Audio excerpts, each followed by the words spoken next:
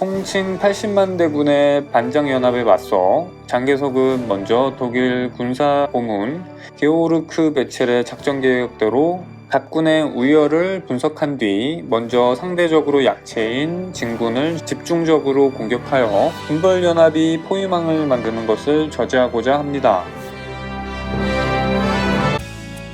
장개석은 먼저 4개의 군단을 편성한 뒤 자신을 총사령관으로 임명하고 휘하 한복구에게는 제1군단을 이끌고 산동에 있는 우성에서 염석산의 군대가 남하하는 것을 막으라 하고, 유치에게는 제2군단을 주어 서주, 황산 등 지역에서 결집하라 합니다. 제3군단 하성준에게는 누하 주변에 주둔하게 했으며, 마지막으로 진주원에게는 예비대인 제4군단을 이끌고 대령과 하책 지역에 주둔케 합니다.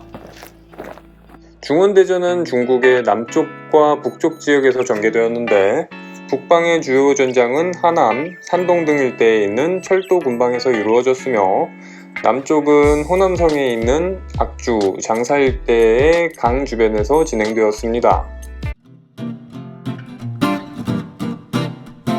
가장 먼저 북쪽 전장입니다. 병력이 적고 중장비도 부족한 중앙군이 먼저 농해철로 근방의 서북군을 향해 공세를 펼칩니다. 장개석은 유치로 하여금 군을 나누어 3개의 길로 진격하게 하는데, 이미 진지를 구축하고 만반의 준비를 해둔 만선제군을 만나 격전을 벌입니다. 여기서 유치군 휘하 제1사단의 서정효가 선봉으로 제9연대 장영보를 앞세워 친히 만선제의 진지로 돌격하여 천신만고 끝에 격파하는 데 성공하고, 서주에서 농해철로를 따라 서진하여 상구를 공략하고 서북군을 그 일대에서 몰아냅니다. 제3군단의 하성준에게는 서북군의 주력과 진군이 평안철로에서 합류하는 것을 저지하라는 명을 내리고, 맹공을 퍼부은 끝에 그 일대의 서북군을 몰아내고 허창을 동요하게 했으며, 농해로 갔던 유치의 중앙군과 합류하는 대승을 거둡니다. 여세를 몰아 하성준 부대는 허창까지 진격하나 권종수가 이를 성공적으로 물리칩니다. 5월 말부터 서북군에서 본격적으로 반격을 시작하며 손양성, 기롱창으로 하여금 농해철로를 정면으로 공격하여 그 지역을 수비하고 있던 진성부대를 격퇴합니다. 풍옥상은 곧이어 군을 4개로 나누어 반격을 시도하는데, 이때 장갑열차를 활용하여 중앙군에 큰 피해를 입힙니다.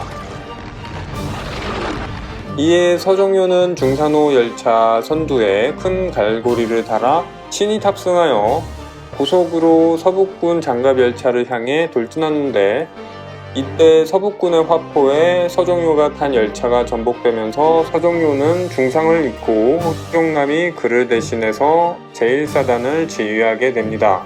열흘의 격전 끝에 유치부대는 결국 정도, 조현 등 지역으로 후퇴합니다. 5월 31일에는 서북군 정대장이 지휘하는 천여 기의 기병대가 하남의 중앙군 후방에 위치한 귀덕 비행장을 급습하여 12기의 비행기를 파괴하고 50여 명의 포로를 붙잡습니다. 이후 가까운 위치의 기차역을 공격하는데, 사실 그곳에는 장개석이 있어 하마터면 그대로 사로잡힐 뻔하나 200명 남짓한 병력으로 격렬하게 저항한 끝에 정대장은 이곳에 대군이 주둔해 있는 것으로 착각하고 물러납니다. 6월 4일 장개석의 중앙군 비행대가 우연히 허창전선에서 지휘 중인 권정수와 조우합니다. 타이밍을 맞춰 공습을 간 끝에 권정수는 중상을 입게 되고 얼마 지나지 않아 전사합니다. 최고 야전지휘관이 죽자 서북군의 공세도 상당히 약화됩니다.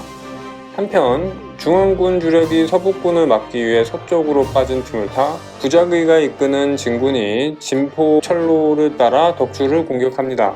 수백 문의 중야포를 동원해 상대적으로 포병 전력이 열세인 중앙군 제1군단을 공격하고 별동대를 꾸려 동아현에서 도하 중이던 중앙군을 기습합니다. 제1군단을 이끌던 한복군은 패퇴하여 남쪽으로 달아납니다.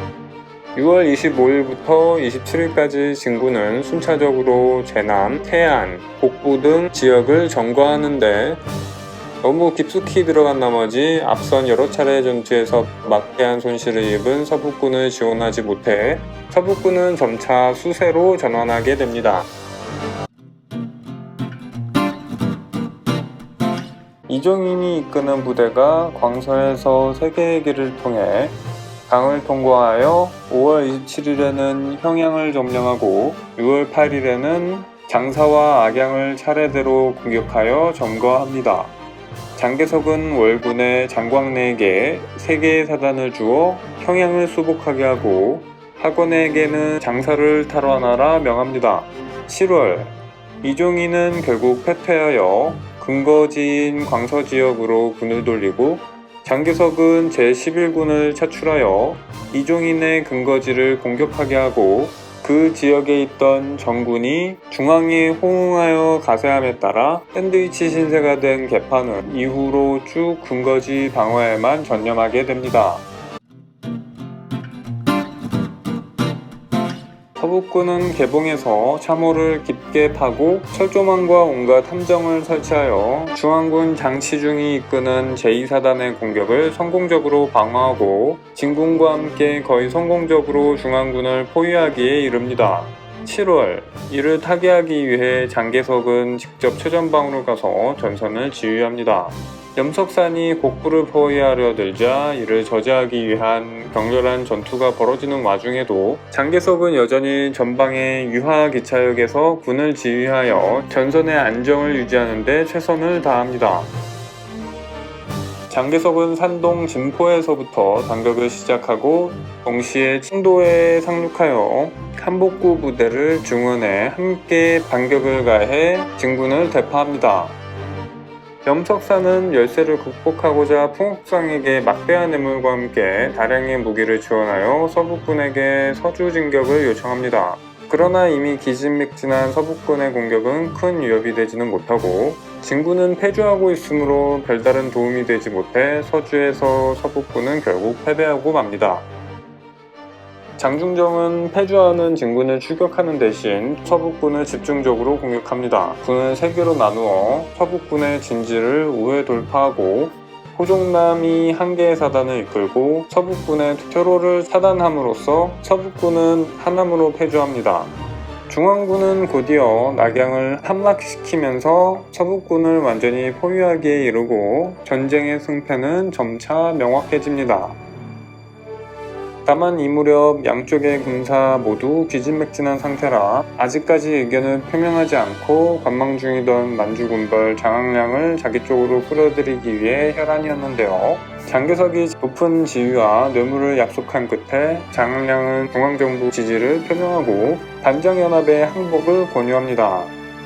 반정연합은 이를 거부하고 이틀 후 장항량의 만주군이 산해관을 지나 북평 지역을 공격함으로써 결국 11월 4일 주축인 염석산, 풍옥상은 항복을 선언하고 그들의 세력 모두 장개석과 장항량에게 흡수되면서 중원대전도 막을 내리게 됩니다.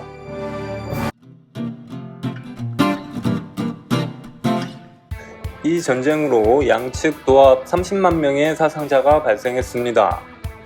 전쟁에서 승리한 장개석은 성치권을 더욱 공고히 할 수 있었으며 성공적으로 각지의 군대를 흡수하고 전국의 조세 체계를 통합하는 등 통일된 국가 체계를 다질 수 있게 되었습니다.